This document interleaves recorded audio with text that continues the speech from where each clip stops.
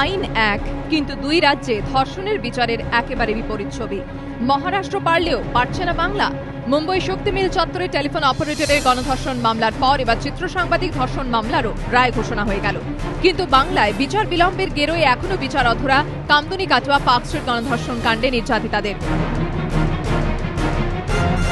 গত বছর 31 জুলাই মুম্বাইয়ের শক্তি মিল চত্বরে গণধর্ষণের শিকার হন পেশায় টেলিফোন অপারেটর এক তরুণী। ঘটনার 7 মাস 21 দিনের মাথায় এই বছর 21 মার্চ 4 অপরাধীকে যাবজ্জীবন সাজা দেয় আদালত। এই ঘটনা ঠিক পরই 23 আগস্ট শক্তি মিলে মহিলা চিত্র সাংবাদিককে গণধর্ষণের মামলাতেও বৃহস্পতিবার 3 জনকে দোষী সাব্যস্ত করে দিল আদালত। কিন্তু মহারাষ্ট্র 8 মাসের মধ্যে দুটি গণধর্ষণের মামলার নিষ্পত্তি করে ফেললেও বাংলা কিন্তু তা পারেনি।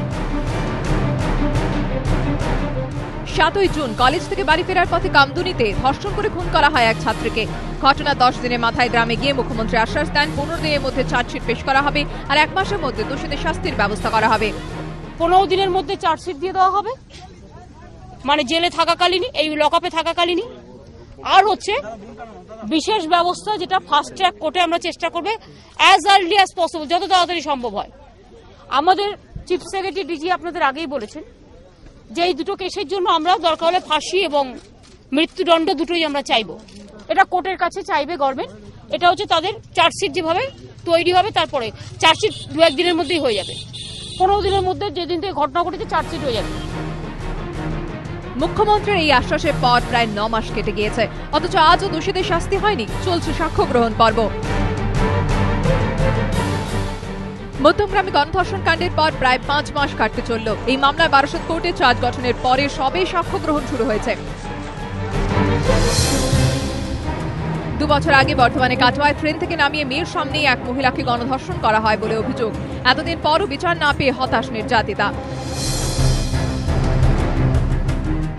5 ফেব্রুয়ারি 2012 অভিযোগ, ওই রাতে কলকাতায় চলন্ত গাড়ির ভেতরে অ্যাংলো ইন্ডিয়ান এক তরুণীকে গণধর্ষণ করা হয়।